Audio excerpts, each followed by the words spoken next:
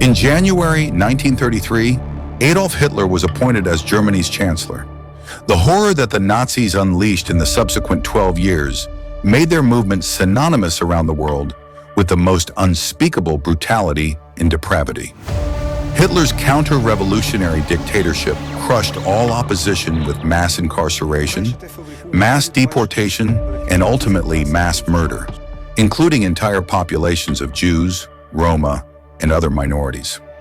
The failed Nazi war of conquest reduced Europe to ruins and left permanent scars on human culture and civilization as a whole.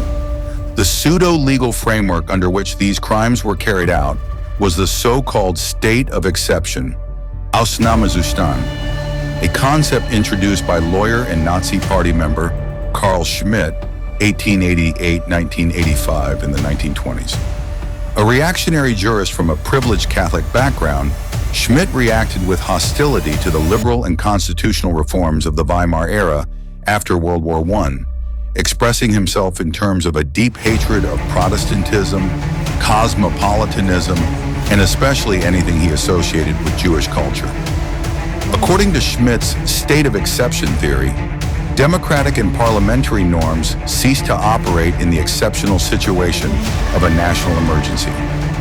In such an emergency, the survival of the legal order depends not on any norm, but on the decisions of the executive, who, Schmitt wrote, is he who decides on the state of exception. Following the Reichstag fire in February 1933, which was utilized by the Nazis to incite anti-communist hysteria, President Paul von Hindenburg issued the Reichstag fire decree suspending basic democratic rights. A month later, the German parliament passed what is now known as the Enabling Act, with the legal assistance of Schmitt, which codified Hitler's powers to act unilaterally without constitutional limits. The construction of the Dachau concentration camp began the same month. Under the new framework, the Communist Party, KPD, was banned, its elected representatives were all imprisoned, and the Nazis unleashed a ferocious crackdown on all socialist and working-class opposition. Because Hitler was supposedly the expression of the will of the people and the will of the nation, with a mandate to save the country from an emergency, Schmitt went on to claim that law itself is nothing more than the plan and the will of the leader. This concept became known as the leader principle, Führerprinzip. In the Night of the Long Knives at the end of June 1934, Hitler orchestrated a purge of political opponents within and outside the Nazi movement. Hundreds of high-level political leaders were murdered in secret without charges, evidence, or trial. Schmitt celebrated the killings in an August 1934 article, claiming that Hitler was the highest judge who defends the law from the most fatal abuse if, at a moment of danger, he creates unmediated justice.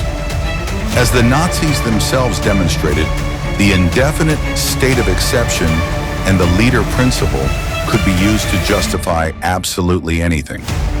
During the Nuremberg trials at the end of the war, U.S. Supreme Court Justice Robert Jackson accused the Nazi leaders of being surprised that there is any such thing as law. Their program ignored and defied all law. 80 years later, Schmitt's sinister theories have been revived in the form of a blitz of personal decrees issued by U.S. President Donald Trump in the first 2 months of his presidency.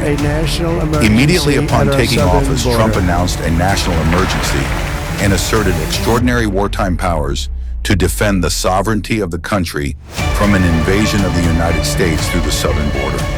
On this basis, he issued an order requiring U.S. military forces to carry out directed missions called for by the president. Thousands of active duty soldiers have already been dispatched to the southern border, supposedly to defend the country from an invasion of undocumented aliens. Invoking the same legal arguments that were used to justify the internment of Japanese Americans during the Second World War, Trump has demanded that U.S. military bases be transformed into internment camps for the millions of refugees and immigrants that are expected to be seized in militarized raids against urban centers. On February 18th, Trump issued an executive order claiming that he shall provide authoritative interpretations of law for the executive branch, a direct invocation of the leader principle. Official White House channels broadcasted Trump's statement, "He who saves his country does not violate any law." Vice President J.D. Vance echoed, "Judges aren't allowed to control the executive's legitimate power." Trump's White House press secretary Karoline Leavitt declared on February 12th that court orders by federal judges against Trump were an attempt to thwart the will of the people. On March 5th, when she was being questioned by a reporter about planned tariffs, she snorted, "Are you the president? It's not up to you." Trump's executive order blitz makes clear that it was no accident that Elon Musk, who funded the Republican Party's 2024 electoral campaigns to the tune of $290 million, gave multiple belligerent Hitler salutes at Trump's January 20th inauguration ceremony. Trampling on the fundamental constitutional separation of powers, assigning to Congress, not the president, the power of the purse, Trump is carrying out a massive wave of firings aimed at undoing a century of social reforms, from environmental regulation to retirement security, public education, and public health. To this end, he has proclaimed the so-called Department of Government Efficiency, headed by Musk, which has now effectively commandeered every agency and department of the government by hijacking their finances and computer systems. The abduction and disappearance of Columbia University student leader Mahmoud Khalil on March 8th marked a further escalation of Trump's efforts to overturn the Constitution and establish a police state.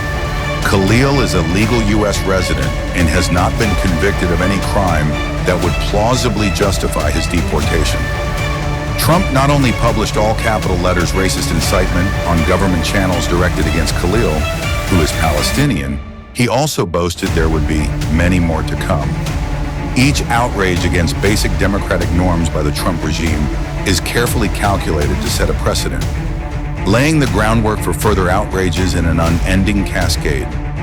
Every time a court order is entered against Trump, he responds with two more flagrant violations of basic democratic norms. Over the weekend, Trump invoked the Alien Enemies Act, based on the fictitious declaration that the U.S. is at war with the Tren de Aragua gang and the Venezuelan government, to proclaim the power to unilaterally deport immigrants without any court proceeding. The White House directly flouted a court order not to transport immigrants to El Salvador, where far-right strongman Nayib Bukele has promised to house them in the government's huge and notoriously brutal Center for Confinement of Terrorism. Trump has already floated the idea that U.S. citizens can be transported there as well. In a filing Sunday, the Trump administration argued that the deportations are not subject to judicial review because they are being carried out as part of the president's war powers. This is not just a defiance of the courts, it is the defiance of the Constitution. If the executive violates an individual's constitutional rights, the courts are supposed to provide a remedy, a check on executive power. If the executive ignores the outcome, the Constitution becomes a dead piece of paper, not just for immigrants, but for the entire population. The hateful campaign now underway against transgender people has likewise been pulled straight from the Nazi playbook. In May 1933, in the wake of the Enabling Act, Nazi thugs attacked and burned the library and records of the Institute for Sexual Research in Berlin, which had pioneered studies regarding gay and transgender people. This attack marked the first of the infamous wave of Nazi book burnings. In February, Vance traveled to Europe to promote German neo-Nazi party leader Alice Weidel. In a subsequent Fox News interview, Vance declared, "Americans decide who gets to join our national community," a choice of words doubtless intended to evoke the concept of a national community, Volksgemeinschaft, championed by Schmidt, which he invoked to justify excluding non-Aryans from political life.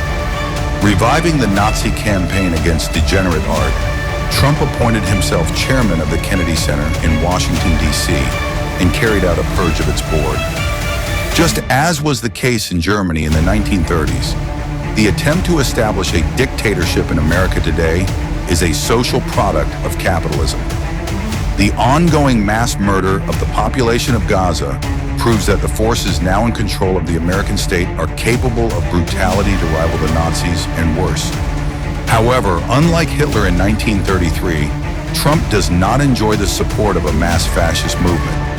On the contrary, the attempt now underway to impose a dictatorship will inevitably collide with powerful democratic traditions in the U.S., rooted in the American Revolution, the Civil War to abolish slavery, the civil rights movement that destroyed Jim Crow, and above all in the powerful history of struggle by the American working class, which is composed of immigrants from around the world. The attempt to impose a dictatorship is the culmination of a protracted historical process that included the acquiescence of the Democrats to the theft of the 2000 elections, the assertion of dictatorial wartime powers under the War on Terror, and the normalization of torture, military commissions, mass surveillance, and assassination under successive Democratic and Republican administrations. This process accelerated under former President Joe Biden with the efforts to criminalize popular student protests against the Gaza genocide.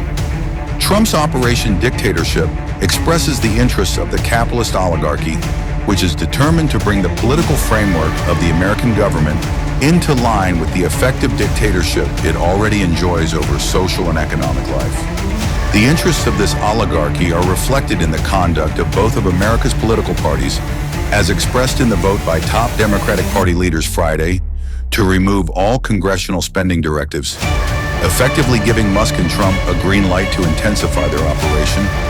The mass movement that is required to halt and reverse this operation necessarily must express above all the interests of the working class across all borders, leading all progressive elements in society behind it in a struggle to eliminate the fascist menace at its source, the capitalist system.